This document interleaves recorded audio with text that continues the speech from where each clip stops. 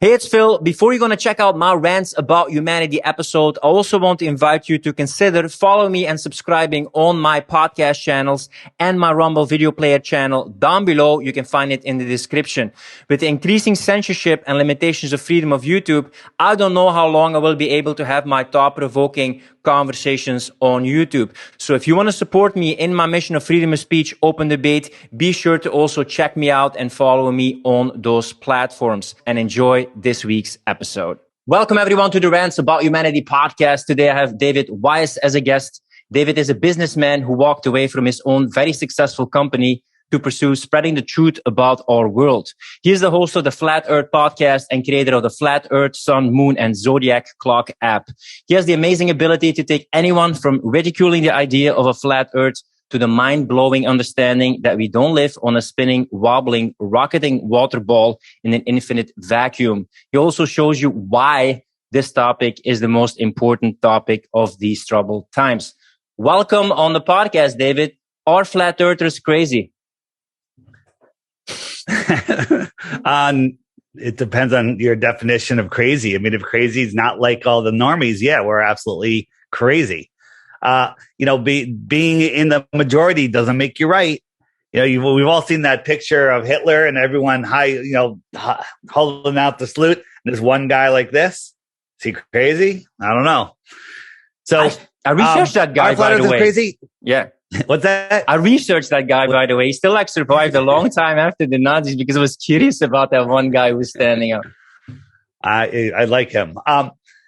Flat Earth. See, here's the thing. Flat Earthers, people think flat earthers are crazy, but they're the ones that are crazy because flat earthers know more about the heliocentric model than what we call globers, normies.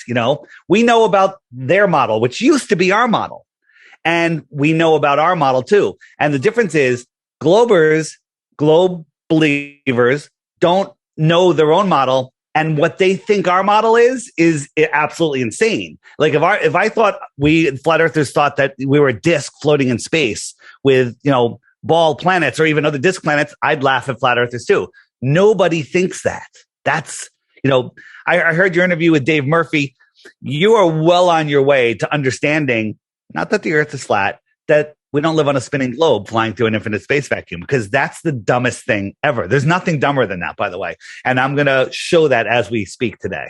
Yeah, I had David Murphy also on my podcast, but good old YouTube thought there's too much misinformation and critical thinking going on there. So if people want to check out the interview with Dave Murphy, also about flat earth, they can still check my podcast and my Rumble. It's still available there. Maybe we can go a little bit back in time, because I want to put it like historically. I still remember that Alexander the Great or other people wanted to find the edge of the world, right? They would actually believe that at a certain point you would fall off the earth and they would find the edge. Could you guide us a little bit to the whole vision of earth? Because I have that vision of Alexander the Great, and then you had Kepler and Copernicus, and that the sun was the center of the universe. When did they start saying the earth is a globe, or how did it develop, how they saw the earth during history? Yeah. So all of our history is a lie. All of it, beyond what you can even believe. Even the Wild West here in America in the 1800s, nonsense. It's all a lie. There was an advanced civilization here. I was interviewing this nice woman, 102 years old, and super sharp. And I was interviewing her about the world's fairs, and she had such a great memory. I asked her what they taught her in elementary school about the earth, never once mentioning flat earth. And she looked at me, she goes, "They taught me the earth was flat." And then they changed the story later on in her education. And I explained to her, that it is flat. And I explained it, and literally she broke down in tears. It was the most amazing interview. Check it out. I'll send you a link after the show. And we found other people in other countries that said they were teaching flat earth until the 1930s. 1930s. That doesn't go along with our historical narrative. And we found newspaper articles about teachers that were being persecuted for teaching heliocentrism, which is the globe model. So when you were talking about, trying to find the edge of the earth isn't the edge of a disc. You can't fall off. Cats can't push everything off the earth. That's the dumbest meme ever. If the earth was flat, cats would have pushed everything off the earth already. And that's literally the best proof that globers have. The edge of the earth is just the edge of our known world. It's not the edge of Earth. It's the edge of our known world. What do I mean by that? So this, what I'm showing you here, are pictures of what they call the ice wall. It's not really a wall. It's just the shoreline of Antarctica. By the way, if people are listening to the podcast right now, Dave is my most thorough guest ever. So check it on YouTube if the video is still there, or on Rumble, because he's giving amazing footage to back the stuff. I'll try to speak to the listening audience also, but you definitely need to see this video. But the shoreline of Antarctica is just where the land and the water is frozen, because the sun doesn't go out there that far. So Antarctica is actually bigger than all of the rest of the known world, all of the oceans, all of the continents combined. We're not just a little ball on the bottom of a spinning, not just a little island on the bottom of a spinning ball. It's the land that surrounds our world pond. Think about what a pond is. A pond is where water accumulates. Where does it accumulate? At the top of a hill? No. Where does it accumulate? At the blow point, right? Mm-hmm. Water relentlessly seeks the ultimate base level. Okay. So the edge of a pond is what? Is where the land is consistently higher than the water. If you lowered some of that land below the water, what happens? The water just goes away. Okay. So Antarctica is the highest land on Earth. Did you know that? The continent at the bottom of our spinning ball is the highest land on Earth. Just let that sink in. Yeah, there's another thing, if we're going to blow people's minds, something I learned recently is, it's a whole other topic, that if you would give every person on the planet 100 square meters, they would fit in three-fourths of Alaska. All the rest of the world would be empty. That statistic also blew my mind in terms of how much territory there is. Yeah, and the whole overpopulation, we're going to get into that. This is the why the lie. Overpopulation, running out of resources, nonsense. So just to build the picture of what flat Earth is our world is a giant pond, a giant lake. Large bodies of water at rest lay flat, testably, scientifically, provably, measurably flat. And when you get to the edge of our lake, you don't fall off. It's the edge of the lake. And no matter which direction you go, you end up in Antarctica. Not because you're on a ball floating in space, walking upside down when you get there. It's just because you're going across the flat water. You get to the shoreline, there's Antarctica. So now, what's out here? What's in the outer space? Interesting term. Outer space. We live in the inner space. What's in the outer space? Well, the 60 degrees south, which is, 1,000 miles or whatever from Antarctica, or maybe even more, is a line that you're not allowed to cross. There's a treaty called the Antarctic Treaty that went into effect in 1959, where a bunch of countries signed on, and now all the countries have signed on, where nobody, no corporation, no person, not you, not me, not explorer, not 𝗥𝗲𝘁𝘀, nobody is allowed to independently, go ahead. I saw a guy in the 30s or 40s giving an interview, a discoverer, probably maybe you know him or not, who was talking about the land or the massive amount of resources there. Do you know who that was?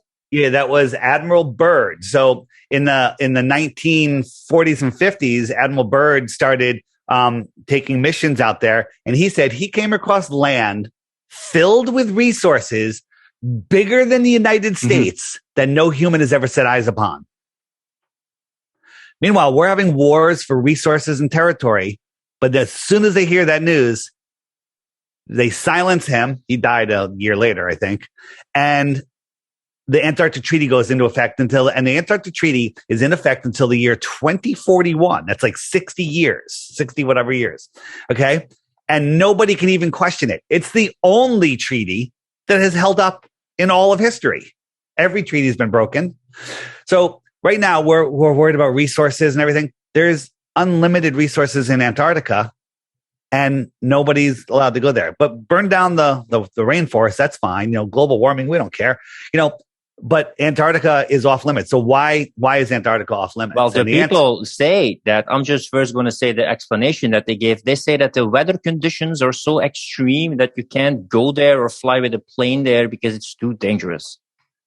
And I say to that, cool story, bro. Cool story. Okay. They tell us all this stuff. You can't fly an airplane over Antarctica.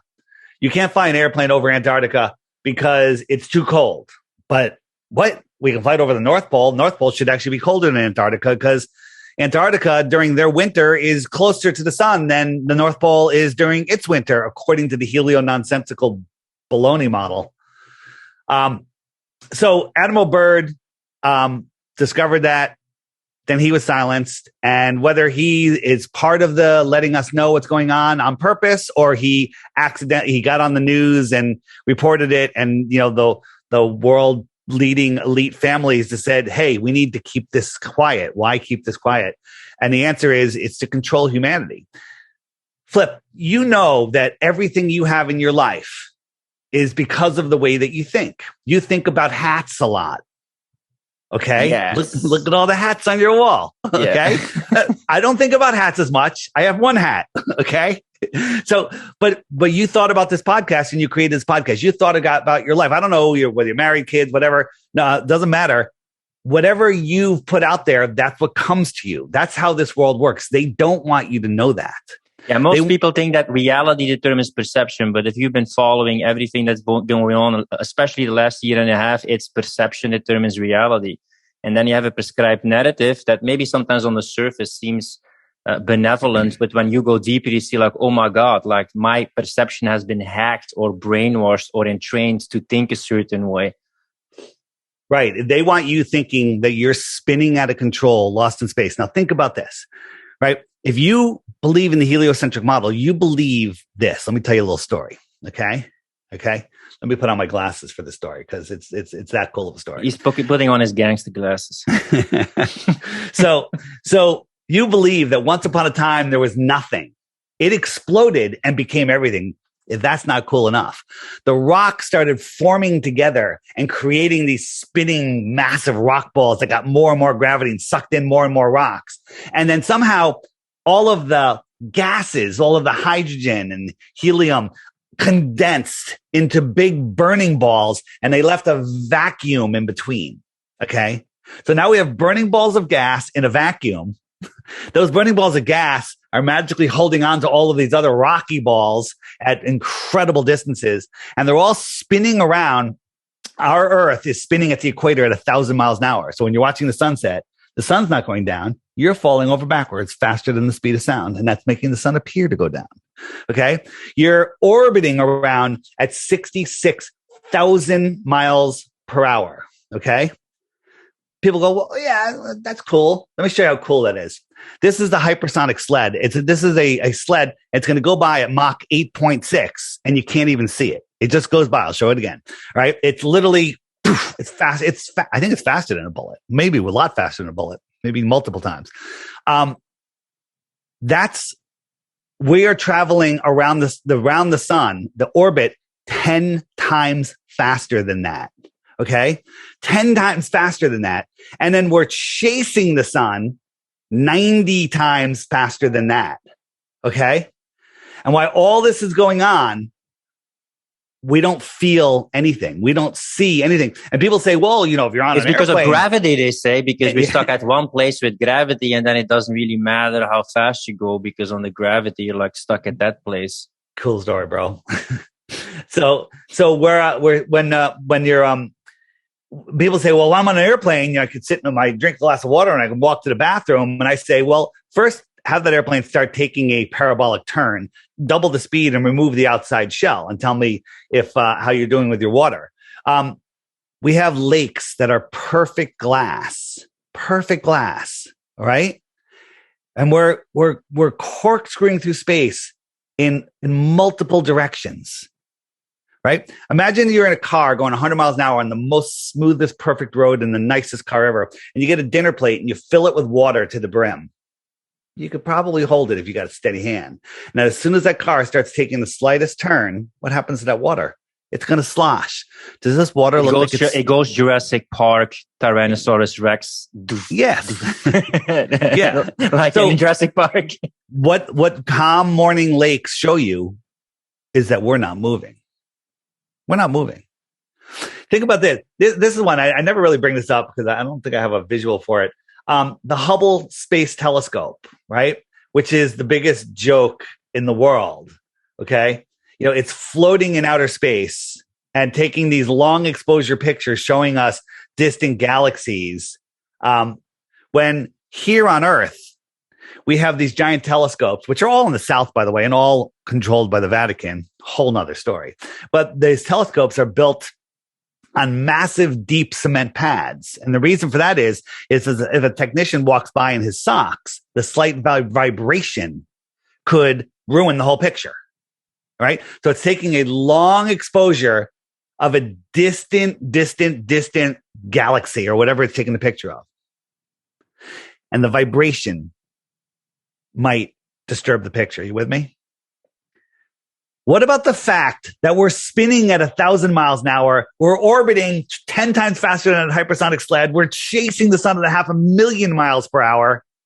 None of those motions matter except the slight vibration. Okay. And the Hubble Space Telescope is doing all of those motions just to stay over the same point of land that it's supposedly over. But it's also traveling at 17,000 miles an hour, trying to keep up with the spin of the Earth. This is all nonsense. This is all mind gravy. This is all, they didn't teach us to think in school. They taught us to memorize and regurgitate. Mm-hmm. Oh, the Hubble Space Telescope is in space. It's got this giant mirror. It had a problem. They fixed it with a spacewalk and their magic spacesuits. And I have to believe the nonsense that they show us, right? Now, look, this is nonsense. This is what they show us. They show us, all pictures of Earth from space are CGI. Well, right? they look. I would challenge anyone to look at these pictures from the globe from outside, and they're just like, because I'm always a truth detective. I help people think for themselves. So, even on this topic, I just love to invite people, especially people who can reason and have arguments as much as you. But they look just very artificial. Like it's also a completely round ball, etc. So clean.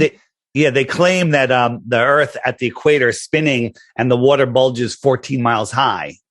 And Neil deGrasse Tyson, the high priest of nonsense, says, well, from space, Earth is so big that you wouldn't even notice that. That's like, on a cue ball, it's a microscopic thin piece of paper that you're laying over one side. You wouldn't even see it. And I'll agree with that. With the size of the Earth, they say it is 14-mile bulge might be hard to see from space, but a 14-mile bulge of water at the equator. If I'm flying from Alaska to South America, I'm flying south. I got to go over the equator.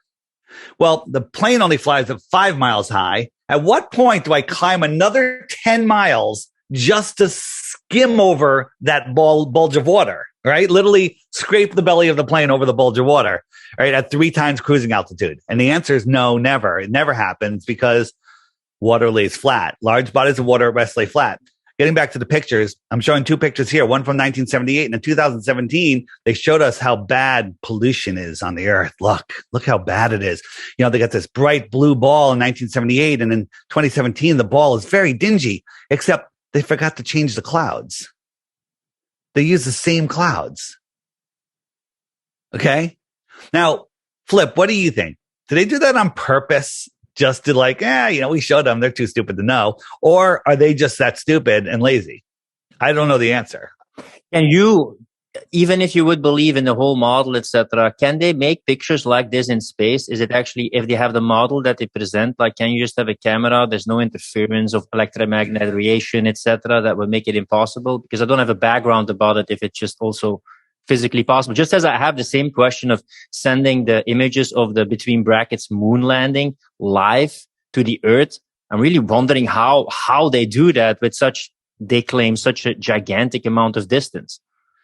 Yeah, so we'll get into moon landing in a minute. So nobody has been to space because space, as described, doesn't exist. Okay. No one's gone up on those rockets, all fake. Now, do they launch rockets? Yes, sometimes they launch miniature rockets. They launch giant helium-filled rockets, but no people are on them. Those people are in a studio, probably in Alaska, pretending to be in a cockpit.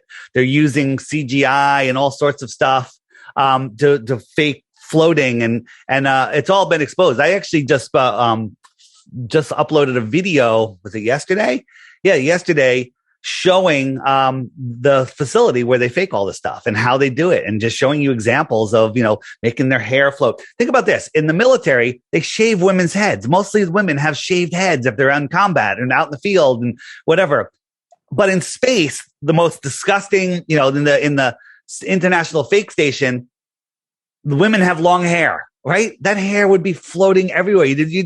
Every time you tried to talk to an astronaut, they'd be like, hold on, I'm choking on a hair that's floating right in front of me, right? Because it wouldn't settle. Now, I've been questioning a lot of things lately, because you can see how you don't necessarily have to be involved with everyone to make a certain agenda fit. But do they then screen the people who supposedly, according to you, go to space, and they just pay them hush money? They're brainwashed. They stay silent. They pressure them, etc. How can they have so many people and astronomers all think this way? Yeah. So again, if you look at, and that's a good question. I'm going to answer it in two different ways. But if you look at the Apollo astronauts, when they came back and did their mission, they were literally looked like someone just told them the dog was just shot. And they're being forced to lie. I believe that these guys thought they were going to go to space. And then when they said, hey, by the way, no one's going to space, you're going to lie. And these guys are being forced to lie. But if you look at, all of the space station astronauts, they get like 4,000 applications, supposedly.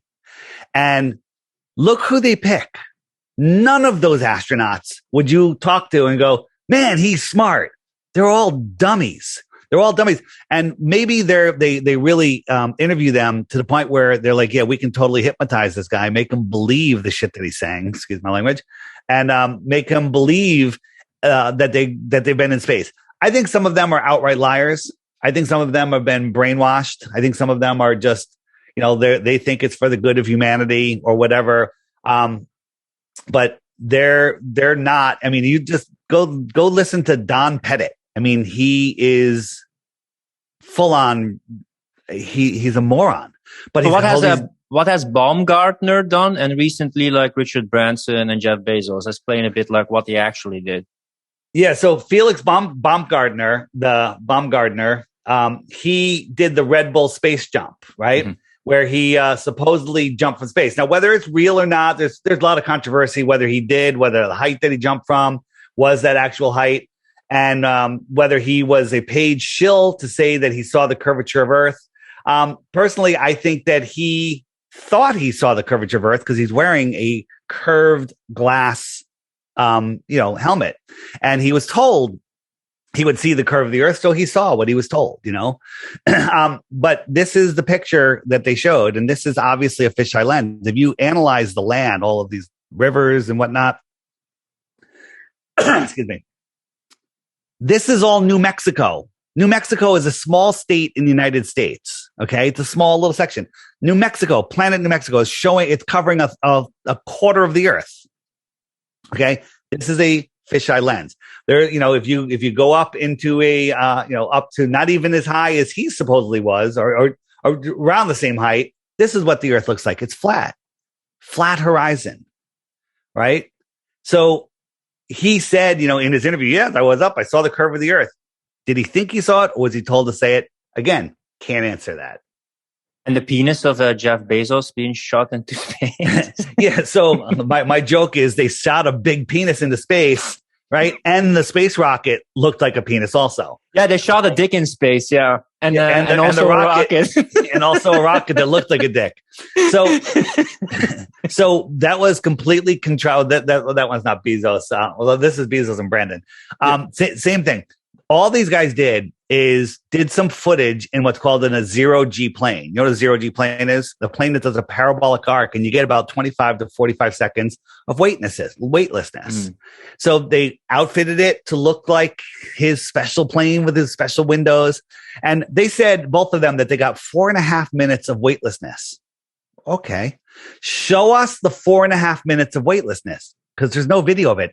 The only thing they show is 5 seconds at a time of people flipping around. And again, they always have the girl with the long hair flipping around. But what I'm showing here now is all these people floating. This is on a 0G plane. Now we're back to what they showed us in Branson's thing. So, Richard looked like he was going to throw up in the whole thing. This is just a movie. Again, the girl with the long hair flipping around, right? Richard's strapped into his chair like, I'm going to throw up. I can't handle this, because humans can't handle weightlessness for a long time, because your vestibular system will just absolutely freak out, and I don't believe people can survive in 0G, in free fall. There is no such thing as 0G in free fall. So that's what's going on there. Again, the Jeff Bezos thing, this is what they showed us. What I'm showing you is the footage, and anyone can look this up if you're not watching, of the penis rocket going up, and it's making a very strange motion. Okay. Like the camera's jerking up and down. It's getting a hand job. That spaceship is getting a hand job. It's getting a total hand job, because they're immature. This is what they do. They laugh at us, and they show us this stuff, and people just eat it up. People just believe it. Oh, the cameraman can't keep the camera still, but we can focus on the distant galaxy while we're spinning, twirling, and whirling in 4 different directions at once. The farther you're looking at something, the slightest move will move it miles. Like, we were shooting a laser across a lake, just 20 miles across a lake, to show you that there's no curvature.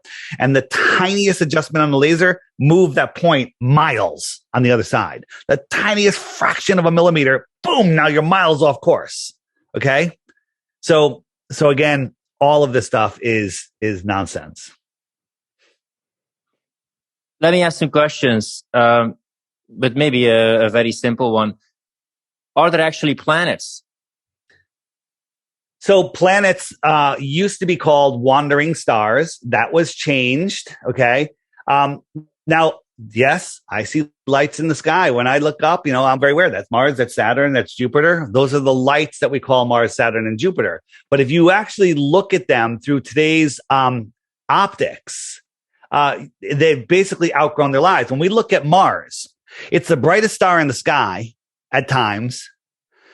When you zoom in on it, it looks like a pulsing orb of energy that's here. It's close. It's not in outer space. It's within the Earth system.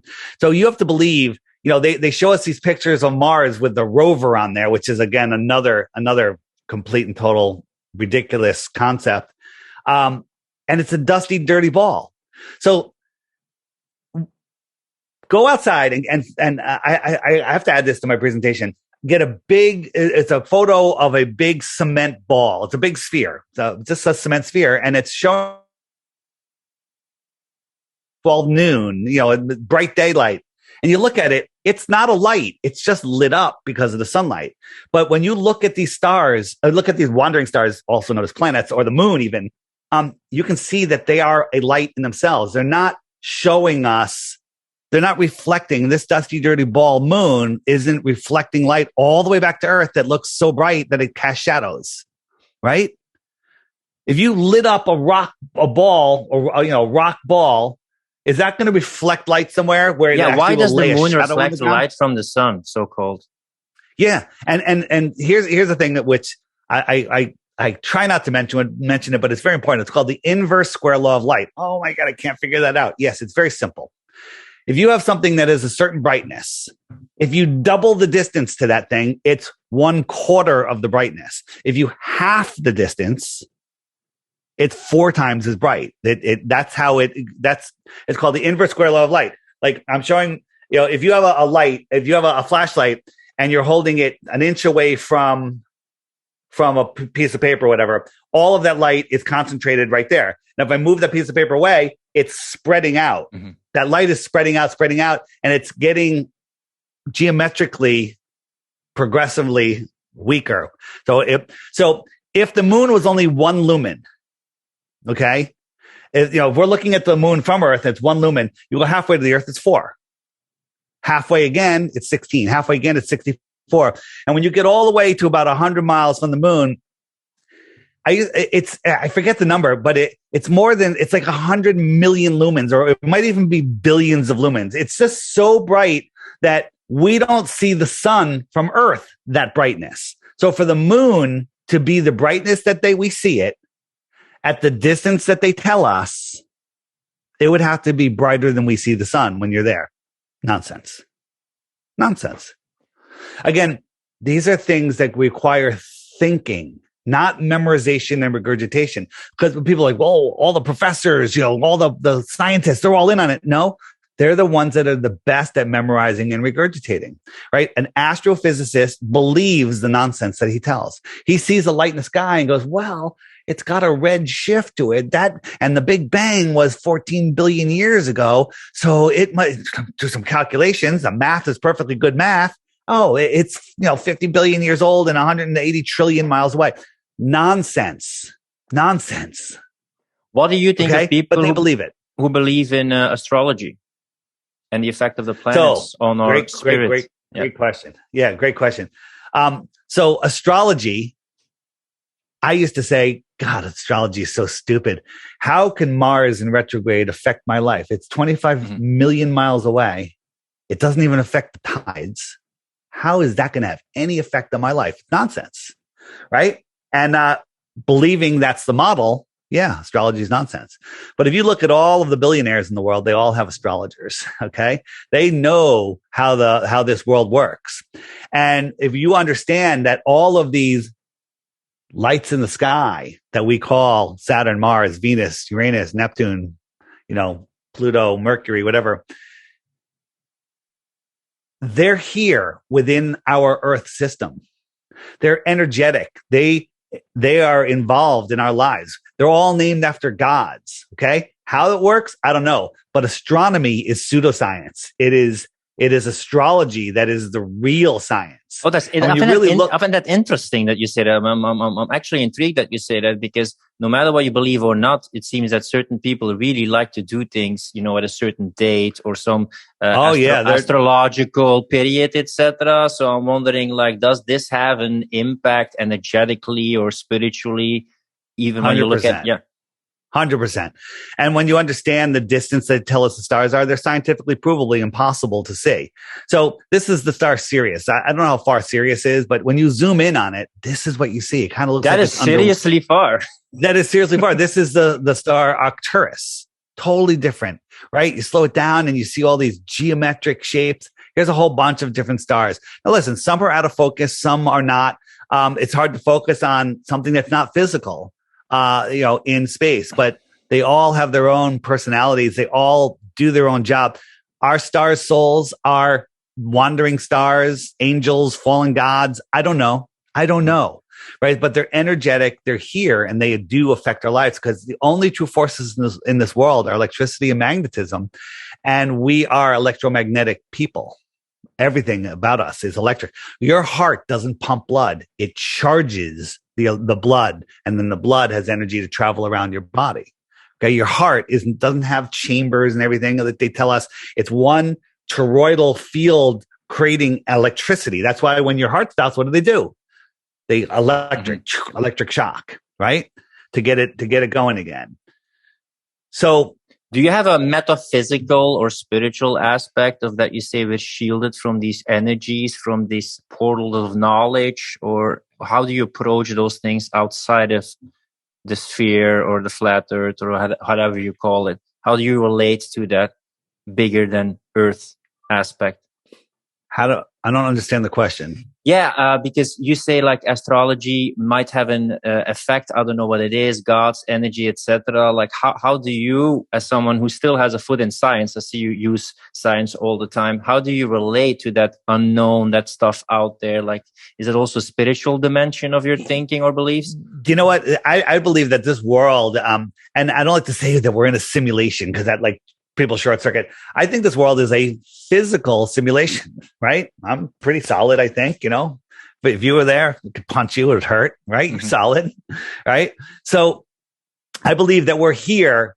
And the currency of this world isn't money, isn't gold, isn't, anything. The currency is your soul. Right. And our soul, I believe, is part of the creator. So wait, here we go. When I first learned about flat earth, I believe in evolution, Big Bang, the whole thing. I didn't believe in God or anything. And I don't even like using the word God, because it polarizes some people. This world is intelligently designed. Therefore, there's a creator. Therefore, it's your job to figure out what your relationship with that creation is. That's as far as I go. Figure it out yourself. That's your own journey. And I'm not saying any journey is right or wrong. It's your journey. You're here to experience the mind of God, to to have experiences and expand the mind of the creator. And that's what you do. We have very simple rules here. Don't lose control of your soul. And that's basically the only rule. Everything stems off of that. Like don't break anyone else's free will, because then you lose control of your soul. Don't sell your soul, because then you lose control of your soul. Your soul is what gives you life. I believe when you sleep, you have many souls in your body, but you have a main soul. And if your main soul goes traveling while you're sleeping, which I believe it does, you can't wake up until it comes back. Okay. And your soul is the animator of your life. So, your soul is always trying to talk to you. Your soul knows the earth is flat. Your soul knows the truth of this world. But what the people of this world are, and I use that term people loosely, is they've captured your mind with the television programming, right? They're lying to you and programming your mind and keeping you living in fear rather than understanding. As I said, I started to get into it at the beginning, where everything that you think, good or bad, is sent to you. The universe, for lack of a better word, is conspiring. That's the biggest conspiracy, to give you everything that you think. If you are afraid of something, you are attracting it. If you're like, I want $1 million, you're saying, I don't have $1 million, and you're not going to get $1 million. Okay. Everything that you think creates desires, creates attraction, creates a magnetic field that pulls in what you want, right? You like hats. You got them. Yeah. One thing that I love is the fact that you can back it up with actual science and you can deconstruct. And I also like the fact that I also had with Dave, and sometimes he said, like, I don't know what's out there. So we kind of feel like we're in this perceptual prison planet sometimes, where we're like trapped in our perception. How can you determine still what's behind the simulation or what's real, or to construct something? Because you can, one hand, just deconstruct the lies, but how can you still see the truth then, or determine that thing out there, this is real, this is true, this is not manipulated? That's a great question. And the answer is, flat earthers know that we don't know so many things. Mm-hmm. We are aware that we don't know. Globers are not aware that they don't know. And worse than that, they think they do know. Okay. Like, what is the sun? I'm not going to even take a friggin' stab at it. Right. I have ideas of what it could be. I don't believe that the sun that we see is a physical object, but this thing that I'm showing right here, is that 93 million miles away? You can see clouds above, behind it, and below it. Excuse me. So what is it? I believe that it is, the source is outside of our world, beyond the firmament, beyond the sky. And it's being projected into here or reflected. And we all see it in a position relative to our own. Excuse me. You also had a great video about the optical illusion of the horizon, or sunset or sunrise, right? That's one thing that I watched from you, where you show like the whale with a ball, and it goes from the back to the front, and it rolls, and it changes, how we view things. Oh, you mean this? Yes. And also with the ball, yeah. This is about perception. The reason this train is getting smaller is because it's going away. That's how perspective works. As something moves away, it gets smaller and goes away because it's at your eye level. All of these lines are parallel, but here they look like they're going straight down. But we know they're all parallel because this is a wall with these parallel lines, right? So this is how perception works, right? As the sun just goes across, goes away from you. So this guy right here is looking at the sun. The sun's going to go away. This is a side view, what we're seeing, and it looks like it's going down, right? It looks like it's going down because it's just going away. And when it goes beyond that convergence point, now here are the train cars. Well, it's already small up here. So as it goes away, it's not getting any smaller. So what you're saying, if I translate it, is like, the reason why we see it going down and disappearing is because it's so far away and it gets smaller, so we don't see it anymore. Well, it doesn't matter if you look at something over your head, it's small. It goes away, it'll get smaller. But if it's already small, when it goes away, it doesn't get much smaller. Just like this ball is big, same ball 6 feet away is small. Okay, you with me? So now we're going to raise the camera up, not getting any closer to this second ball, and look what happens. the balls become pretty much the same size. So if I rolled this ball to this ball, it's not going to get any smaller. But the globe people say that that last ball is like, okay, now it goes past the horizon and now we don't see it anymore. You would see if you would have a big enough camera and you would zoom in and you keep on zooming in, you never see that sun disappearing behind an edge. This is what I'm going to do in my next presentation on. I'm actually going to be in the movie Level, the next movie, Level, the Level Part 2. And I think we're going to do an experiment showing how when you zoom, so you're talking about zooming in on something like right here, we don't see a boat because it's gone. It's not over the curve. It's just because its angular size is too small. But if you zoom in, you increase the angular size and there's the boat, right? We're increasing the angular size. And then if we zoom out, so we have the boat here, we zoom out, the angular size is going to get smaller. The boat's going to look like it disappears from the bottom up.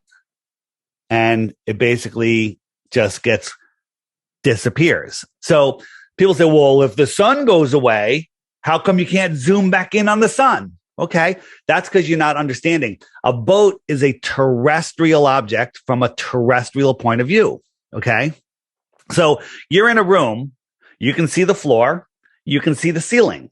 Okay, now expand that room to 10 miles wide. You've never been in a room like that, but it's 10 miles wide. You got your 8-foot high ceiling, whatever. That ceiling is going to merge with the floor. It's just going to merge and you're not going to be, that's just only a limit to your vision. Okay. All right. So now if I sent you 8 miles to the other side of the room, we can't see each other anymore because our eyes won't allow it. We're just too small. The ceiling's merged. But if I get a zoom camera, I can zoom in and I can see you again because I increased your angular size. The problem is that doesn't work for a terrestrial viewer watching a celestial object. What do I mean by that? Well, the sun is a celestial object. Okay. So we have this layer in between us, this cloud layer, this atmospheric deck. The sun is above it. We're below it. Just 20, 30 miles away, the clouds merge with the horizon. As the sun goes away, it goes beyond. And now if I zoom in, I can't bring it back because it's behind something already. It's not between them. It's behind it already. So if this is the horizon and the sun goes away, you can't zoom in and see it again. It's down here. It's down here. Okay. So that's how here, and here's an example. And I've been showing this a lot, but I'm going to show it again because your viewers probably haven't seen it. This is my flat earth kitchen. My counter is flat.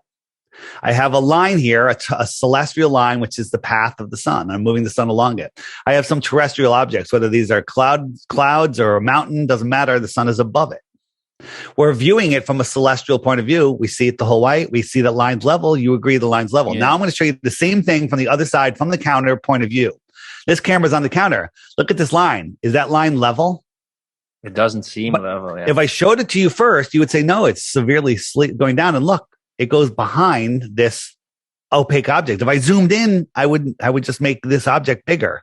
I wouldn't be able to zoom in beyond it. And this looks like the horizon because everything merges into the horizon. The top of Mount Everest merges into the horizon. Okay. And so here's a real sunset versus my simulated sunset. And it's the same thing. This is the atmospheric deck of opacity. You think this is the horizon, but this is just the atmospheric deck where it's above it. It's going beyond it, just like I showed you with my hand. It's going beyond it, and I can't zoom in through it. Okay? And so that's the number one Glober thing. Well, how come you can't zoom in? Ask a flat earther to zoom in on the sun, right? Well, that's because they don't understand. And the other problem is many flat earthers don't even understand that because they haven't really thought it through. Again, understanding that we don't live on a spinning ball takes time, effort, and thought. Here's a curved hallway. If I sent you down around that hallway and you went around the corner, if I had the biggest telescope in the world, could I zoom you back in? No, because I'm behind the corner. You're behind a physical obstruction. Right. If I turn it over and just pretend this is the earth, you're over that curve. I can't zoom in and see you. Now, if I went up higher, maybe I could see you, but you're behind. This is a physical horizon. And that's not what we see. We're seeing an optical horizon. To test this, couldn't you just, instead of like now standing on the Earth and then just zooming it, couldn't you like go super up with the camera and then at least you're super high so you could keep a watch of the sun? So yeah, you can, but the problem is the sun, if we watch the sun from an airplane, there's many planes that go from like California to Germany. So they're kind of going over the north. And during the time lapse, the sun never sets because the sun kind of just going around and we're going straight across. And the sun basically always stays above the horizon, which doesn't make any sense at all. But on certain conditions, on certain days, in certain places, the sun will appear to get smaller and smaller and shrink to a tiny dot rather than go down. For example, this is a soldier in Afghanistan filmed this. Super dry, super clear, and the sun is just going away. The fool on the hill sees the sun going down, but the eyes in his head see the world spinning round. And that's because there's no atmospheric deck of opacity because the air is so clear. Don't let the sun go down on me, yeah. there's a lot of songs about the sun. And here's another situation. I filmed this looking west from the east coast of the United States over the land. Has to be super cold. So this is done close to in the winter. It's like 30 degrees outside Fahrenheit. So it's below freezing, no humidity, super clear. And I watched the sun in 5 minutes time. It went down, down, down, down, down. Now, if the earth was spinning, it would just keep on going, but it didn't. It went down, down, down, down, down. And then it stopped and it sat here for 10 minutes. So this is super sped up. And instead of going down, it just faded away. Its light could no longer push through the soup. Watch again. It just faded. It's still there, but its light, even the power of the sun, can't push through that much atmosphere. The atmosphere becomes opaque over the distance. So it's still glowing. The sky's still glowing, but it couldn't push through. This absolutely 100% proves. Now, someone will say it's out of focus. I don't care if it's out of focus. The sun does not go down. It goes down, down, down, down, down, and then it stops. And it just sits there. And so we can remodel this with a glass dome on a white rug. This is, I'm showing you a glass dome. And I got a pen light and I'm just bringing the light across. And inside this glass dome, it looks better in person. You can see this, it looks just like a round sun floating in there. And it doesn't go below the edge. It just stops and it fades out. I'm going to bring it back. Watch. It'll appear just like a sunrise and it comes across. And then it goes down. And then the last few minutes of sunset is where it stops.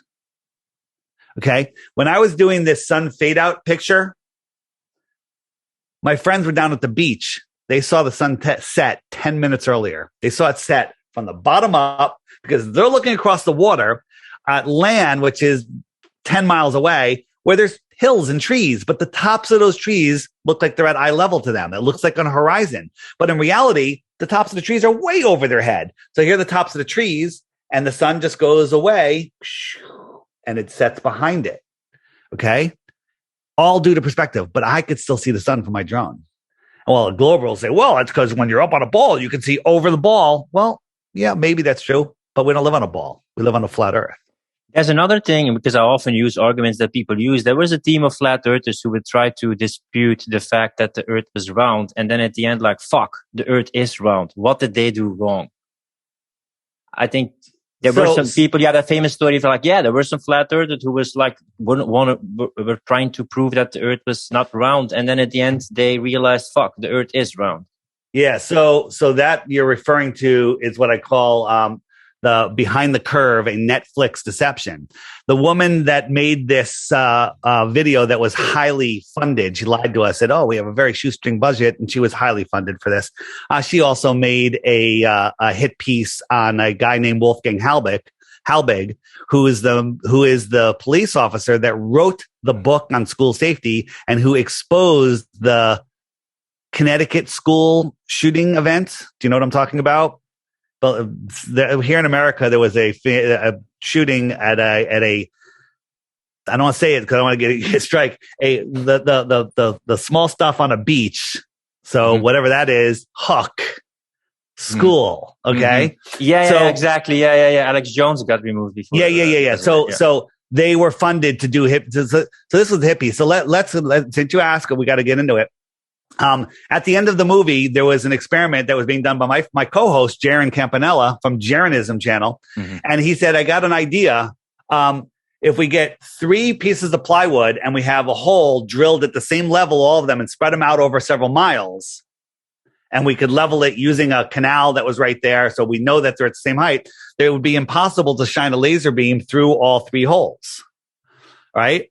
Because if you're trying to shoot a laser beam to one point, laser beam could go up or down, and that's you can't level. There's no way to level it, but you don't have to worry about leveling it because the 3 holes, if the Earth is a globe, the middle hole should be a foot or 2 or 3 or 5 or 7, whatever the distance was, higher than the 2 end holes, so it wouldn't work.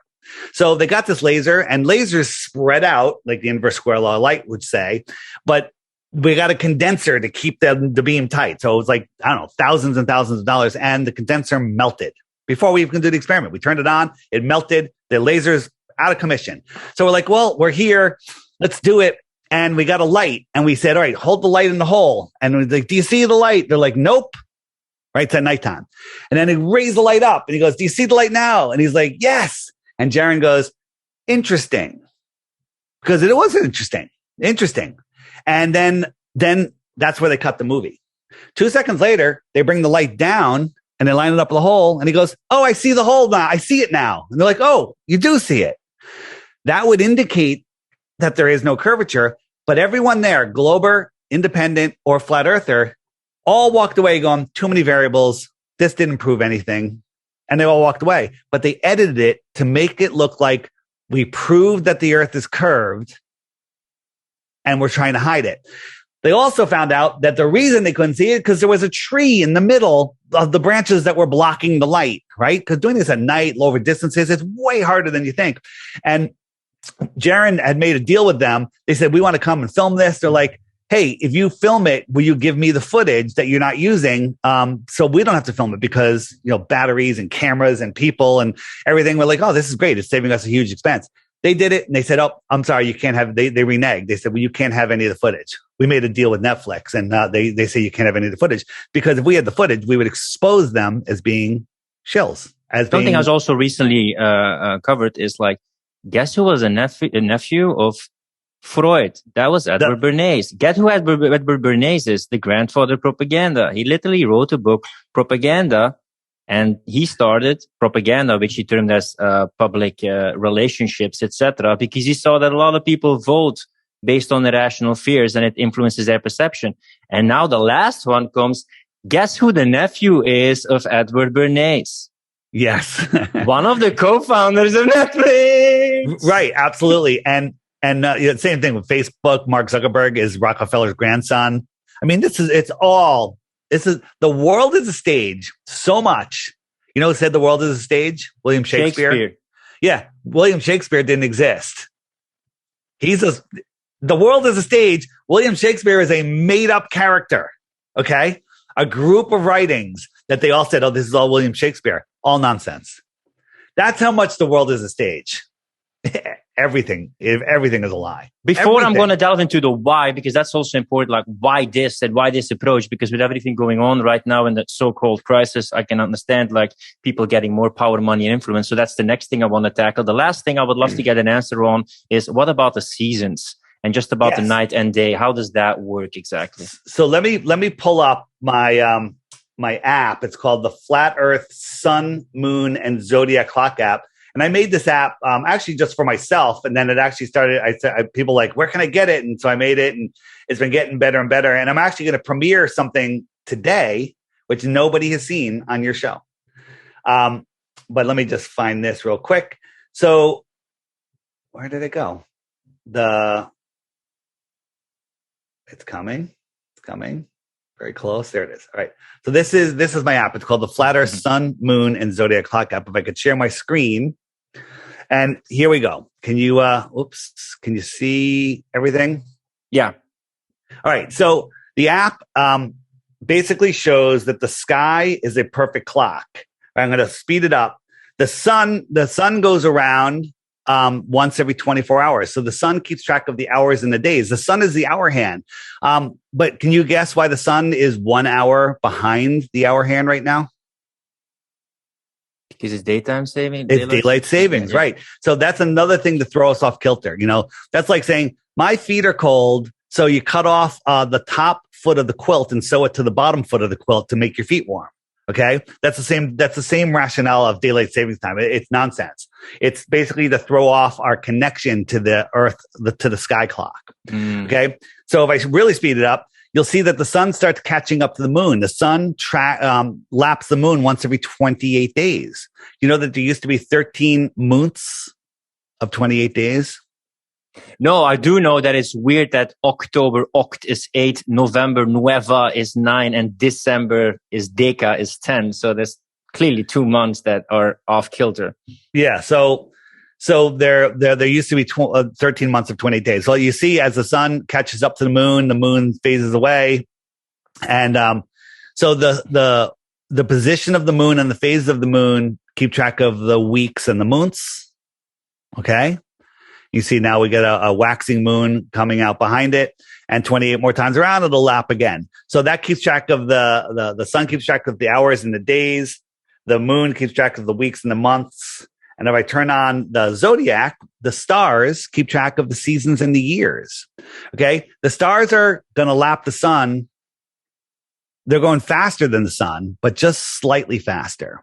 Okay. To the point where they lap the sun once a year. So back in June and July, the sun was hanging out in the Tropic of Cancer, and then Leo caught up to it. It's just exiting Leo, going into Virgo. I'm not sure what that is, but that's how the sun remains in a constellation for certain parts of the year. So this is why you see different constellations at different times of the year, because right now you don't see Cancer in the sky because it's in the day sky.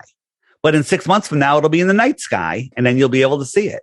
So this map that I see right now at the edge is Antarctica in your model, like the white thing that I see right now. It's the edge is Antarctica, right? This is just, this is our world palm. We're looking straight down upon it. Okay? And the middle is North Pole or not? The middle is the North Pole. So we're going to get into that. And when we get out of the app, I'm going to show you one more thing about the North Pole. Very, very interesting.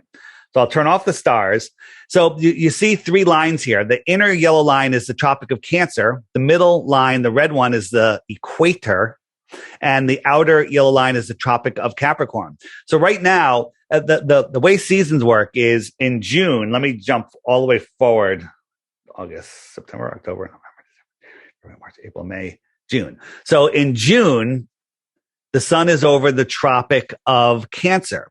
So where are you located? You're in England? No, I'm in Budapest in Hungary, Eastern Europe. Okay. So you're in the inner north. So in June is your summer, just like it is my summer, because the sun is close to you. It's high over your head because it's close to you. Okay. When you look up, you see the sun in the summer. It's high, right? The farther you are away from the sun, the lower in the sky it goes. Okay. So like it's going over right now, it's going over Miami, southern Florida, California, Mexico. It's hot there in the summer. It's over 100 degrees Fahrenheit, right? That's because the sun is directly over them. But at Australia, it's their winter at the same time. But if we jump forward 6 months to December, the sun goes all the way out to the Tropic of Capricorn. I went a little too far in January. And that's their summer, our winter, because the sun is farther away. It's farther away.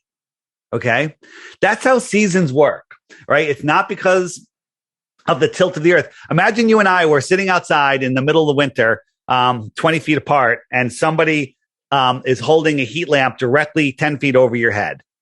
You look up, you're like, I can feel that heat. It's close to me. It's your summer sun. I look at that heat lamp. It's lower in the sky. It's farther away. I can barely feel the heat. It's farther away. It's low.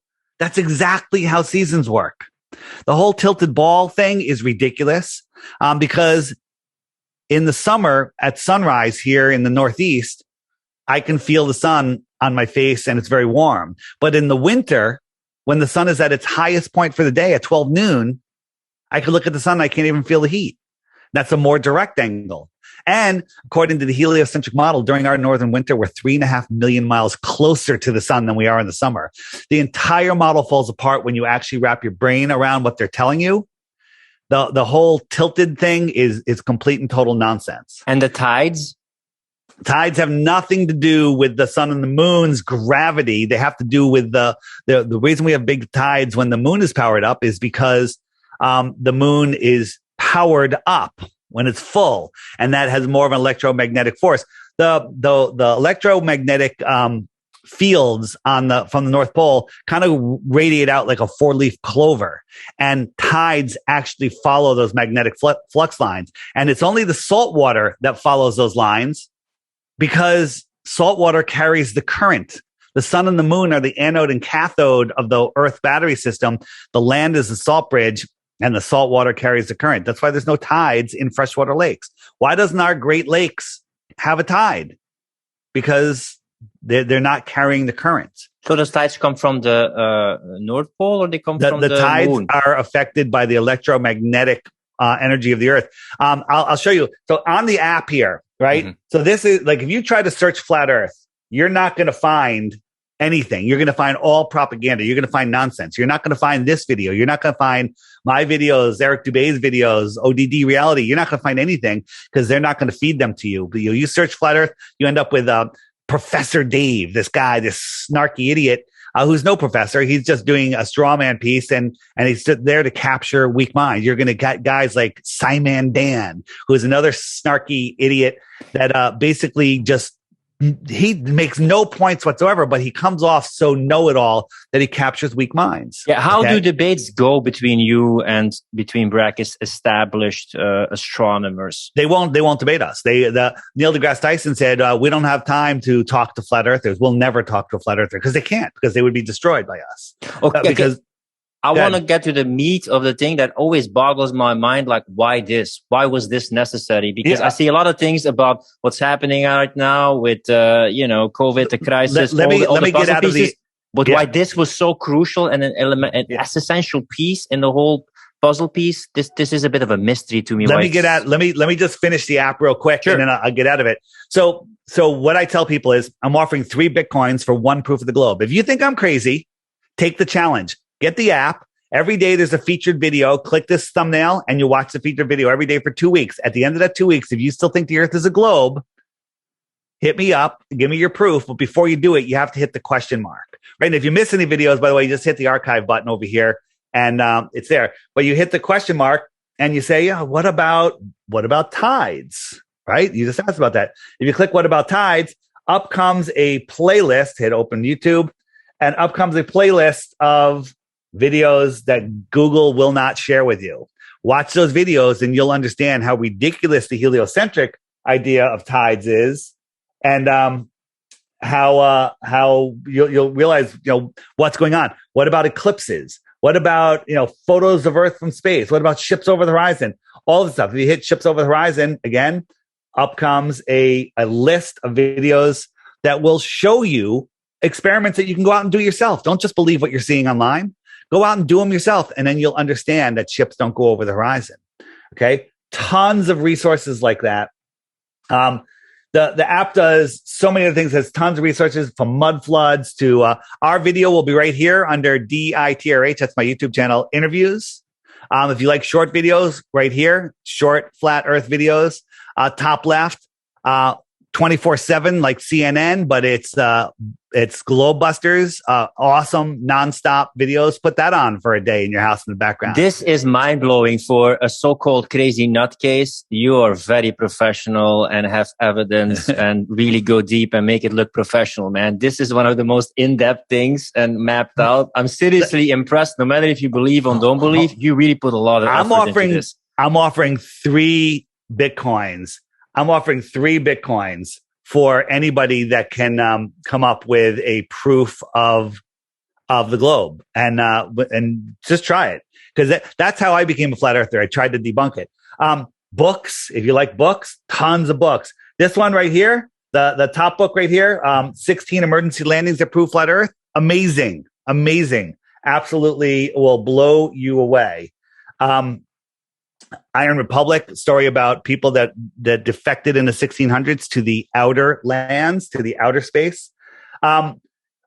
It does tons of other things, but the new thing that I'm adding that no one has seen yet, it's called Find Flat Earthers Near You. Now, I only have a dozen testers on this, but if you hit that little handshake button, up come all of the other people that have the app near you. By the way, I only have like 12 or 15 testers on here.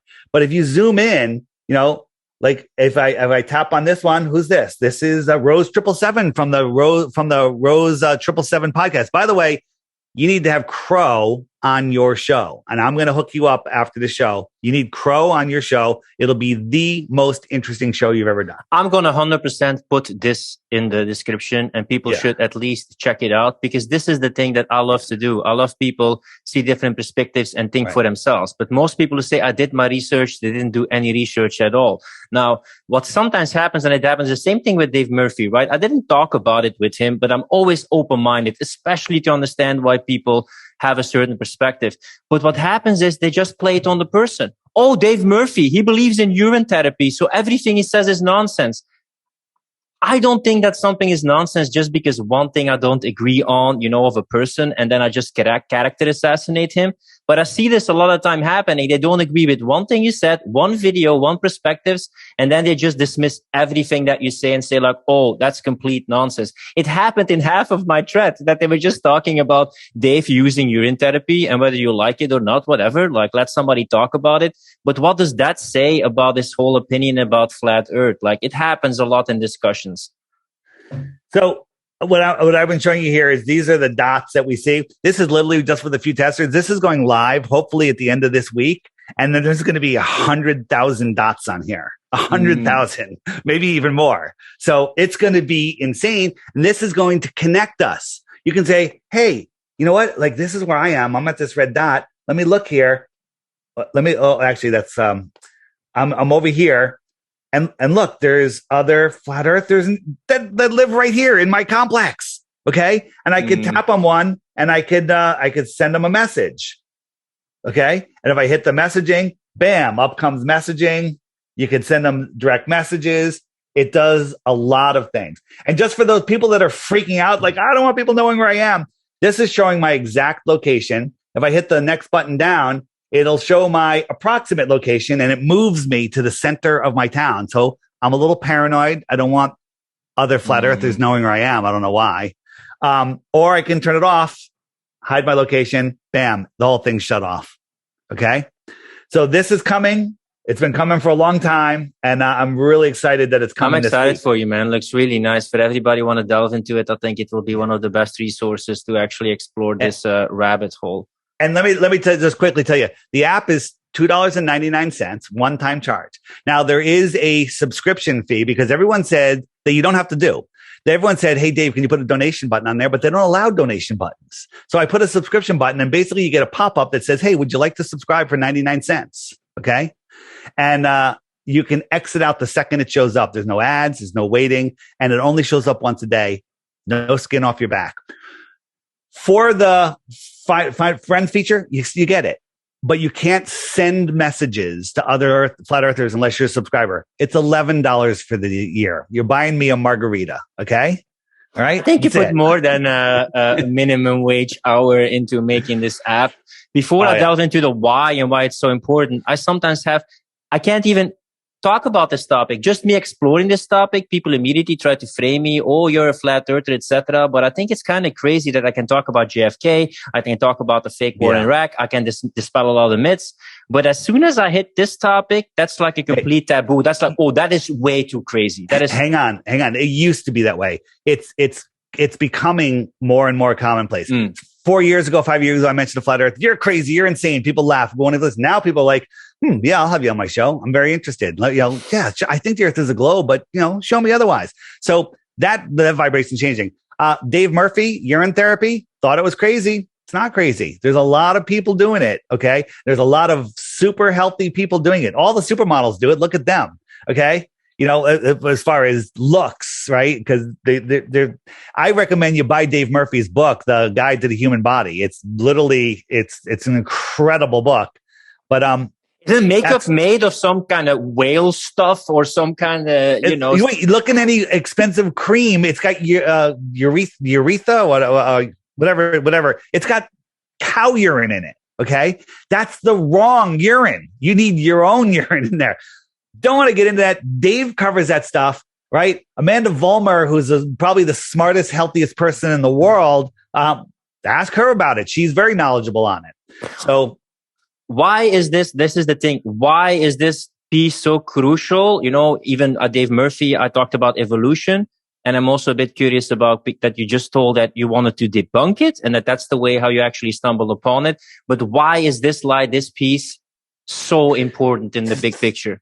Right. So they want you believing that you're spinning out of control, lost in space, right? They want you believing you're insignificant. You came from nothing. You're on a speck flying through a godless or distant God universe, that an asteroid could take you out, that global warming is going to kill us all, that we're running out of resources, we're running out of fossil fuels, another friggin' joke, that Kim Jong-un is going to blow us up with nuclear bombs. Fake. Both of those things are fake. Kim Jong-un and the friggin' nuclear bombs. All of that is fake. It's to keep you in fear. It's because, as we were talking about before, you use your imagination to create your world, right? Your thoughts proceed manifestation, right? You have everything that you want. It's available to you. You just have to bring it into your reality. But they want to change your reality so you don't see beyond. You don't see that there is more, right? If you are in a cage and, there's a movie, it's the allegory of the cage, and these people just lived in a cage and they didn't know there was anything outside, right? But if you didn't know, maybe there's more. Maybe we live here, and in this outer space, on this extra territory, you might call these people extraterrestrials from outer space if they came and visited us. Okay. That there's more, right? There's more land beyond our world. Okay. In the app, order the book, The Iron Republic, or you can also listen to it on YouTube. Do you think what's possibly behind Antarctica is so powerful, is so expansive, it's just a hunch, like probably can't say it for real, but I call it an extended plane. All right. Because again, we don't know what's out there. We don't know. And I'm the first to admit it. We don't know, but it would be insane to think that there's not more land, more oceans, more suns, more worlds, more people. They probably speak English, right? Because they probably came from the inner world and migrated outwards. I did a talk. You can just Google it. The outward flow of civilizations with myself and Sophia Smallstorm. And we speculate about what happened to the Mayas and the Incas and all of these, ancient civilizations that just picked up and left. They may have moved outwards with their sun. And then a new sun was born in the center. A new sun was born under a star. And he was the savior to the world. Right? Imagine if our sun moved away and never came north again, never came north of the Tropic of Capricorn. We'd be in the dark and we'd be cold and life would be really tough. And then all of a sudden in the north, under a star, a new sun was born. What would you do? You'd look up and go, my savior. Okay. Don't want to piss off the Christians or anything, but there's something very biblical about the story of our sun. Our sun goes out, it dies, and is reborn on the 25th, comes back. It dies on the 21st. Is reborn on the 25th, right? I don't know. It's called the sun, the S-O-N, the S-U-N. There's a lot of similarities there. Stuff to investigate, stuff to figure out yourself. Was there any reason that in the beginning they said the Earth is the center of the universe and then they made it heliocentric? Like, was there also a reason behind that they moved it? It was to make you feel insignificant, to hide God. The people that are running the scams that are going on in the world right now, they hate God. They hate the creator, and they want to become the gods. They want to become gods. So they're doing everything they can to discredit it. The number one thing that they don't want is you in a situation where you can't deny creation, right? And so I denied creation my whole life. I was like, I'm not there. And then when I understood, wow, this world is not a spinning ball, it's flat. And then when I looked at the implications of that, there's a creator. Yeah, how was this Dave, this businessman, successful Dave, who was just like, I don't know how your general life was. Like, what was life before delving into this knowledge? I was, I was born in the town that I live right now, so I'm very well traveled. It's a very affluent area, and I went to college, and I went to work in corporate America, and I worked my way up in the company I was in, where I started a whole new division for them. Then the company was sold, and I took a year off, and then I said, you know what, I can do that division that I started. We can start our own company. I got two other buddies, and we started our own commercial solar power development company. It was fantastic. Solar power? Okay, yeah. Solar power. By the way, solar power only works on a flat Earth, right? With an electric sun. Okay. So do you know that in science right now, scientists do not know how solar panels work? They do not know. They have a theory, but they do not know. So who made it? If they don't know how it worked, who made it? Okay. It's all nonsense. It's old world technology. And you know how they work? They're like, well, a photon comes after traveling 8 minutes through from the sun and taking 1 billion years to come out from the center of the sun, then traveling 8 minutes, it hits the solar panel and knocks out a boron molecule, and then that fills in another one and creates a charge, and it's nonsense. What it's doing is collecting electricity from the sun. The sun is sending electricity here. This is the panel's capturing it and running it through wires. Okay, that's old school technology. That's not even the good electricity. Okay. We are electrical beings. You put a plant in front of a fire and one in front of a electric light, which one's going to grow? The one that's capturing the energy that's coming off the light. The one in the front of the fireplace is going to shrivel up and die. Okay? It's electricity. It's sending electricity here. The earth has an electric charge to it. The sky has an electric charge to it, a positive and a negative. And that's what we live, that's what lightning is, those two, connecting.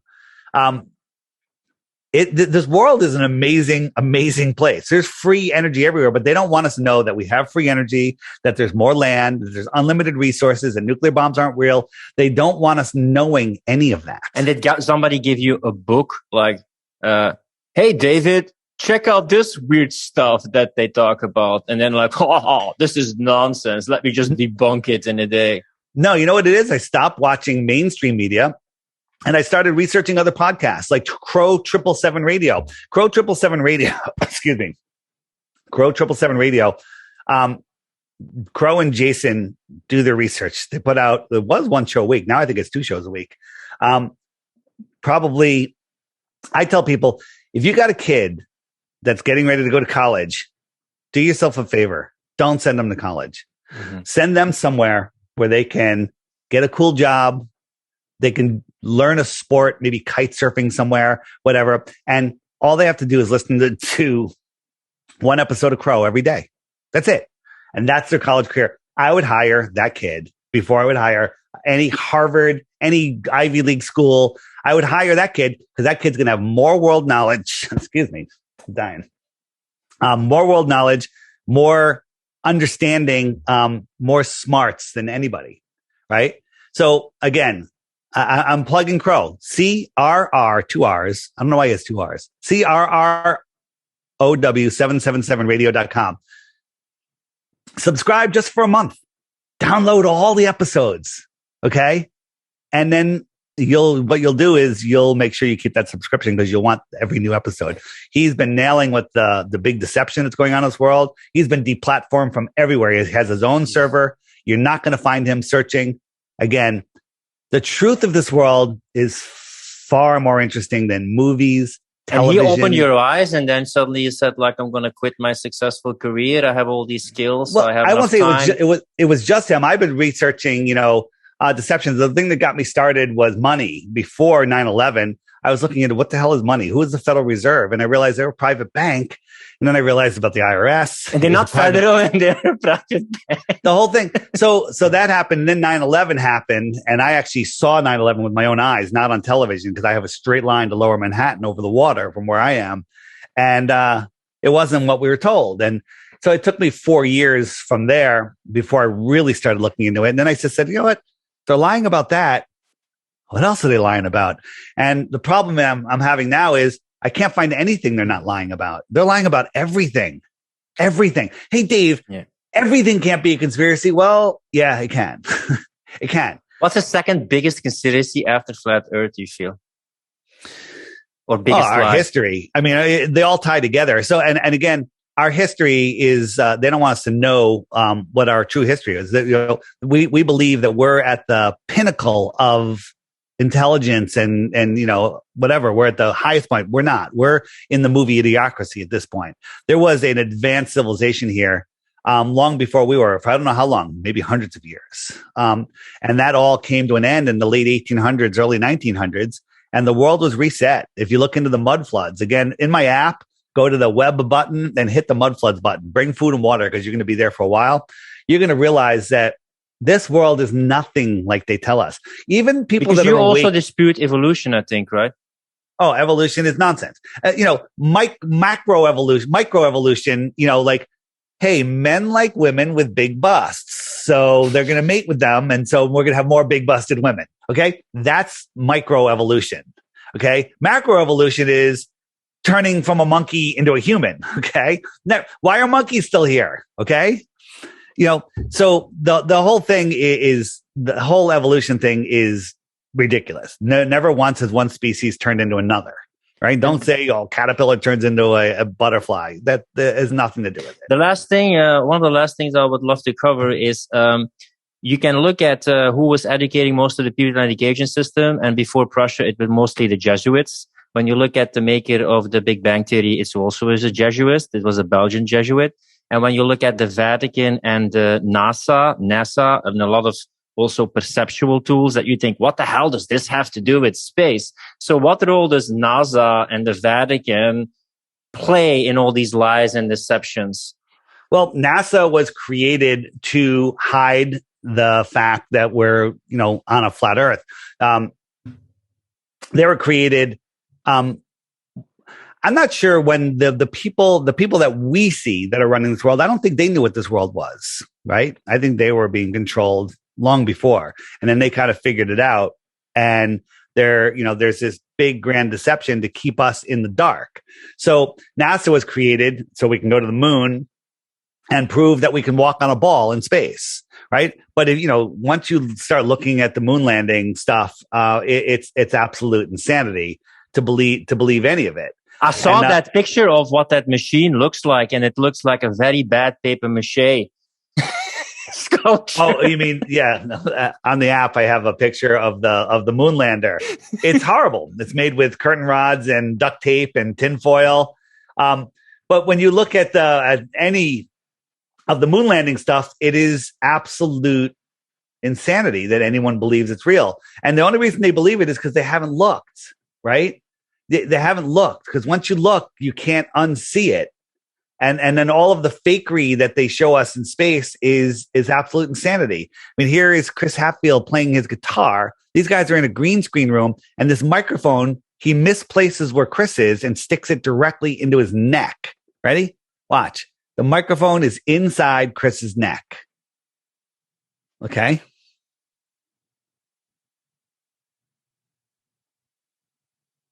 Okay, that's some nice cyborg stuff.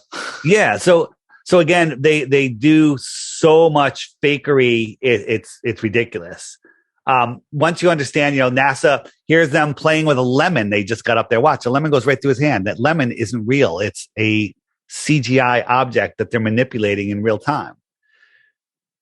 This is because one of the most top technology that's being created is actually, besides social media, also in NASA, right? Like they put it under it's important for space projects, but a lot of the finances and money into technologies or advanced technologies, they are first being used in space, so-called space. Yeah, well, that's what they tell us. Cool story. But none of that's true, because nobody has ever been to space. It's all done in zero-G planes, and they rig it to look like the space station. This looks like the space station. This is a zero-G plane. You're helping people awaken from this lie. How do you envision the future? Because I've seen, right now that we do the episode, NASA has a technology to identify people by their heart rate. I've seen them use faces and audio that they can make people say whatever they want, so they can have the perception whatever they want. It's more and more realistic. With this increasing technology to manipulate perception, do you see anything backlashing or failing or them taking it too far? I think too many people know. I think the cat's out of the bag, and people just need to, strap on their big boy pants and use their big boy brains and start saying no. Because what people don't realize, the biggest psyop, you asked me before, what's bigger than the flat earth psyop? The biggest psyop is that there's nothing we can do about it. There's something we can do about it today. If everyone in the world watches your video, you wake up tomorrow and there's 7 billion views, everyone could go, screw the elite. And then it's over. It's over. Because we just said it's over. They need us to create their world. They need us to create our own world the way they want us to create it. They're controlling our minds with nonsense. Okay. They're controlling our minds with complete and total, insanity. And we're creating that world. If everyone's like, well, if everyone just goes along, then they're just going to, get what they want. But if people say no, like, the crazy lockdowns that are going on now and face muzzling, if everyone just said, no, it's over. It's over. Imagine you own a store and you're complying and all of your people that came to your store said, oh, by the way, we're no longer coming in if you're going to require face muzzling. What are you going to do? You're going to be like, well, I better let them in because I'm going to go out of business if I don't. That's all it takes. People are wearing shame muzzles because other people are wearing shame muzzles. Everyone knows they do nothing. The mouth diapers, yeah. Yeah. But do you think we should move towards alternative platforms and then create parallel communities? Because still so many people are on these platforms today. I mean, I've seen it. Like, I think one of the ways to do it is, if you don't want your perception to be influenced, you have to cut yourself off perception. So we talked about Netflix before. I canceled Netflix. I still have it like for 2 weeks. So I was checking Love, Death, Robots. It's a show on Netflix. And then I saw the episodes just now. And the episode was just about overpopulation and a guy who was killing people who had children because you can't have children anymore. So I see this predictive programming, this social engineering of perception. Once you open your eyes, you see it all the time in Hollywood, in the media, in songs. It's everywhere. If we all say no, it's over. Overnight, same day, it's over. As soon as people say no more, okay? As soon as people say no more. But they're really driving hard, to get people to do this thing, right? And I think that that's going to impair their ability to think and thrive. And there's a lot of people speaking out saying that, if they do that thing, they may not be doing anything ever again. Well, I think that the polarization is definitely going to go towards the people who don't take the wink, wink, wink, wink. But they're doing it so hard, so fast. I mean, I saw New Zealand. They have one case. And they locked them. I mean, how can you still explain this? Right. That's all we can say here. Here's the other thing about going to other platforms. Yeah, all of the people on the other platforms are pretty much awake. They're already there. The people that have no idea, there's people that are on YouTube that have no idea it's being censored. That's awesome censorship. Hats off. That's a lot of hats off on your side to the controllers of this world, because they are doing a great job at hoodwinking the sleeping people, right? They don't even know there's censorship going on. But that's the one thing. I think you can go from one side to the other side, but once you went to the other side, you're not going back. Like you can go one way, but you're not going back anymore.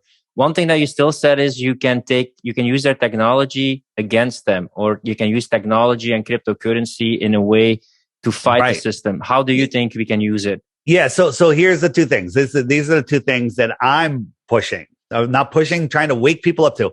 One is, how can you make any decisions properly if you are on a spinning ball flying through an infinite space, right? If you don't know that your thoughts have power, they don't want you to know that. That's the biggest deception of all. So take back your power, unplug from the control, the mind control matrix. Unplug. It's like Neo in the movie, The Matrix. At the beginning, he's lost. He's depressed. His soul knows the truth. His brain is stuck in the matrix.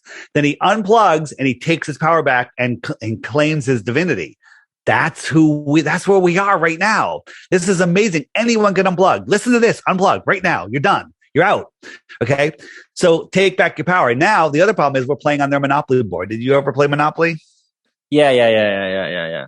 Is that big in your country? Monopoly. Well, it depends. We have different kind of things. We also sometimes play Scrabble, but we definitely need to play that one. So Monopoly, if you go read the directions, it says, hey, if the bank runs out of money, just get some pieces of paper and write some more money down on it. We're playing on their Monopoly board. We will never win playing on their Monopoly board. So what is a better money? Well, gold and silver. People say, well, hey, what if I needed to send you $10 right now? How do I send you $10 in silver or gold right now? It'll take me weeks to get it to you and money and whatnot. But I could send it in cryptocurrency before I finish the sentence. Okay. With zero fees. Okay. So is cryptocurrency Bitcoin? No, Bitcoin, they've already taken control of Bitcoin. Okay. Bitcoin is still going to be worth a lot, I believe. But there's other privacy cryptocurrencies like Pirate Chain and Monero. And these are the people's money. This is money that can't be inflated. It can't be controlled. It can't be stopped. So if we all of a sudden said, let's only interact. If everybody woke up and said, we're only interacting using Pirate Chain. Okay. That would make transferring money easy, free, everything. It would just be so easy. And all of the big bankers that are running the world, they'd be done. Because a lot of people I know they're into crypto, and I want to get a crypto expert on my podcast like soon to talk a little bit about it. But it's decentralized, and what do we see with all the movements? More and more centralization, more globalization, more and more power, money, influence, control on the top of the pyramid. So when you make something decentralized, they can't just suck it to the top of the pyramid and take control. They're trying to centralize it, with these exchanges like Coinbase and whatnot. But all of that's going to change because right now you need to on-ramp your money into crypto and then you need to off-ramp it back into cash again to buy something. Except now more and more things you can buy with crypto. So you got your crypto and now you never have to cash it out. You can buy houses with crypto. You can buy cars with crypto. You can buy pharmaceutical medicine with crypto. You can buy tents. You can buy almost anything with crypto right now. You can buy the Flat Earth, Sun, Moon, and Zodiac app. You can't buy it with crypto unless Apple and Google Play, where it is, soon will be on Amazon. But you, it's only $3. So it is what it is. Right? And you might as well buy it with the $3 before the $3 is worth nothing. Okay. Yeah, exactly. So that's my pitch right there. Just look into it. Don't believe the propaganda. Don't believe the nonsense that you're hearing. Oh, cryptocurrency, the digital currency. Once we go digital, there will be total control with us. Yeah. If we all buy into their digital currency, we're screwed. But if we take the people's cryptocurrency, Pirate Chain, ARRR, and Monero, okay, those are the top two right now. That's the end. That's the change. That's what changes the world. And 𝗥𝗁. Check out 𝗥𝗁. By the way, this is not financial advice. Look up your own. Subscribe to 𝗳𝗏ism, the 𝗳𝗏ism channel. He does crypto shows every week.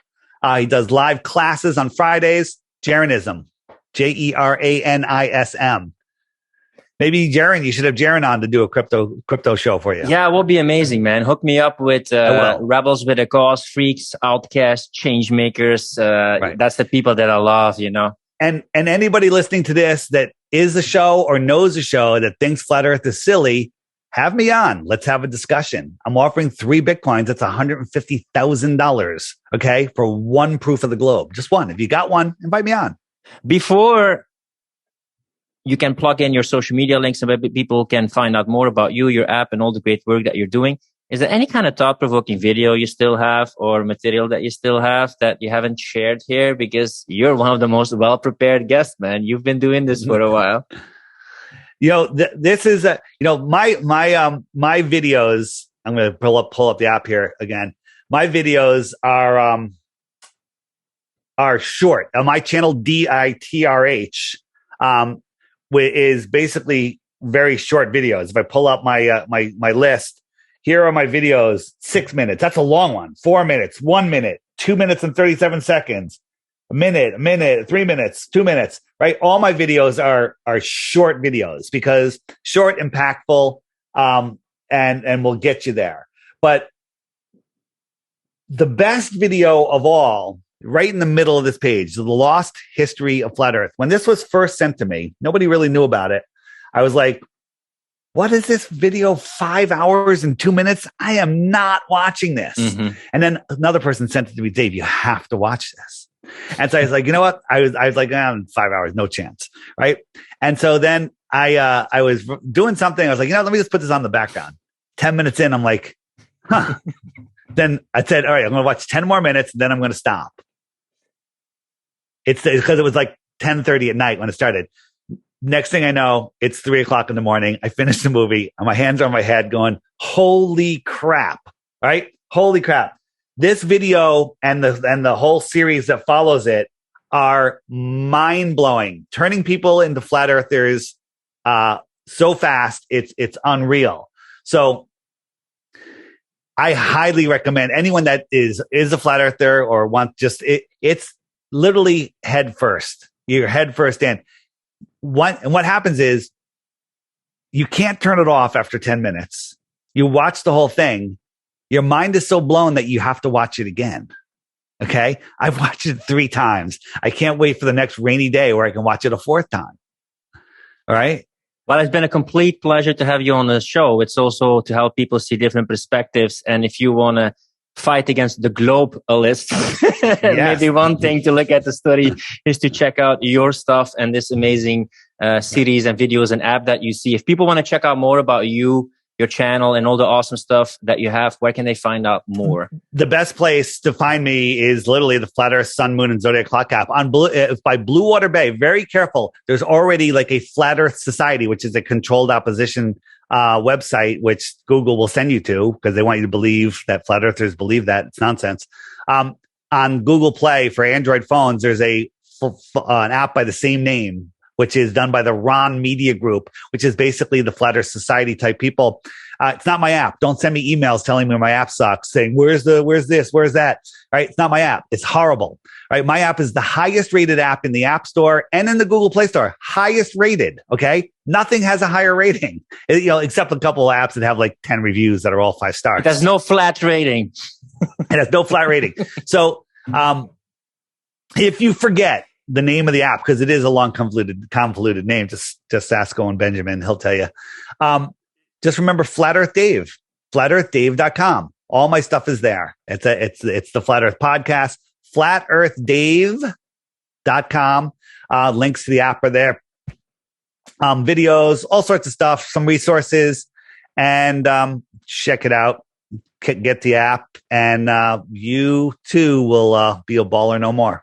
How long have you been into flat earth and discovering it right now? And about 2015. Well, as a last question, I would have what did you learn from exploring this, going against the grain, people calling you mad, etc.? For everybody who starts in the rabbit hole right now, what can you give as an advice of going through this journey? I guess I was teased a lot as a kid, so I was pretty good at, because I was pretty much of a dweeb, and I probably deserved the teasing that I got. But it makes you a stronger person. It makes you find, I've lost friends. I've lost family members, right? Like my brother and sister, we don't talk anymore because we've never, ever talked about flat earth because we have different views of the world. And if I talk to them, it's going to turn into an argument. So literally it's crazy. We haven't talked, but that's their journey. And, and I've lost some really close friends, but I've gained a whole new family of friends. Anyone that's listening here in the United States, in October, there's a festival, a conference/music festival called Flattoberfest in South Carolina. And anyone that wants to find that, it's linked in the app. Just hit the shopping card. I think it's under that link. And it's basically in South Carolina. It's a 2-day conference and music festival. Hundreds and hundreds and hundreds of flat earthers there. Every person that you turn around and see is your best friend. It's unbelievable. I have so many I have more friends than I've ever had before after losing lifelong friends because they're just not ready for the truth. I'd rather hang out with remember who says it, that hang out with the people, you're going to end up like the people you hang out with. Yeah. Right? Yeah. Something like that. So again, the people from all different walks of life, but they all have the same thing in common. That's why the friend finder on the app, which is if you get the app today, I don't know when this is coming out, but it'll be out soon before, in the next couple of days, hopefully. You'll be able to find, no matter where you are. Let's say I'm traveling in another city. I want to go out and grab some lunch, a beer or whatever. I feel like, oh, look, there's a whole bunch of flat earthers over here. Like, hey, I'm going over to the tiki bar, I'll be the guy with the backwards cap in the corner. Boom. New friends. Guaranteed you have more in common with them than anyone you'll ever randomly meet anywhere. Right? So as far as, I'm not saying it's a dating app. Absolutely not. It's not for that at all. It's not that at all. But think about this. People go out in social environments hoping to meet somebody with like-minded. Well, somebody that's already into flat Earth and is awake, you have more in common with them than probably anyone it's the same thing. In your life. People who didn't do this, they have a lot more values and humanity in common. So that's one of the things that I look forward to. Maybe I will have less freedom, but if I can connect with those people, I don't have a girlfriend right now, but I have I have a person I have the same values with. We look at humanity the same way. We can raise a family. So the meaningful interactions and discussions can be much more deeper and fulfilling than if this wouldn't have happened. One more thing I'll show you quickly on the app. If I hit I believe it's a shopping cart, up comes middle right, meet flat earthers. It's a new dating site. Okay. There's not a ton of people on it yet, but it's growing, right? It's growing. And over the next year, I think it's really going to take off. Interesting way to meet people that have tons of other stuff. Also, this t-shirt, you hit the top left t-shirts, got tons of cool t-shirts. People love, it's a good way I got a lot of mostly flat earth t-shirts, but this one is a little different. Don't really want to say what it is on the screw tube. Yeah. Else I get another strike or whatever. Anyway, It's been an honor to have you on the podcast, and also good to see your professionalism and enthusiasm, despite getting a lot of heat, I think, in the past. It's been an honor to have you on the show, and keep awakening people and showing them different sides of the argument. It's been an honor to have you on the podcast, David. All right, man. Thanks. Appreciate it. If you like this podcast, don't forget to subscribe and support our mission of freedom of speech. With increasing restrictions on fundamental freedoms, we believe that now, more than ever, is the time for you to be an online coach or consultant and become independent from the system. That's why we created the Client Closer Academy. Learn how to consistently enroll clients and join a community of fellow free thinkers who value personal responsibility, speaking their truth, and making an impact. Find out more at clientcloser.com/academy. Rant over. You all love the Flat Earth Sun, Moon, and Zodiac Clock app. The best tool to show your friends and strangers how the Flat Earth actually works. But are you ready for a Flat Earth app game changer? A new feature has been added.